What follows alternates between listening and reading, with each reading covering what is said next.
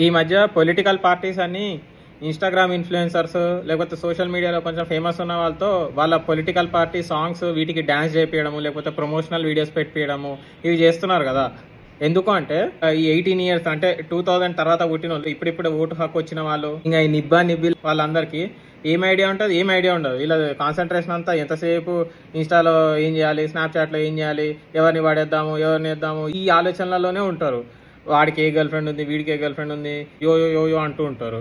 So వీళ్ళకి అసలు politics అంటే నిల్లు.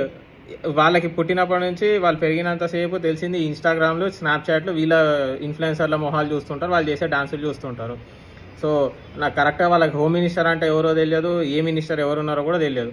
ఏంటంటే ఈ ఇన్స్టాగ్రామ్ ఇన్ఫ్లుయెన్సర్స్ వచ్చేసి వాళ్ళ పోస్ట్ వచ్చేసినప్పుడు ఇలా పోస్ట్ చూస్తారు, ఎవరికో ఓటేయమంటున్నారు, వీళ్ళు చెప్పారంటే వేయాలేమో, అట్లా కొన్ని ఓట్లన్నా గుంజొచ్చు అన్న ఒక చిన్న లాజిక్ అక్కడ, అంతే. లైక్ ఇప్పుడు 25 years 35 years 40 years వచ్చిన వాళ్ళకే పాలిటిక్స్ అంటే ఏంటో ఎగ్జాక్ట్గా అవగాహన ఉండదు.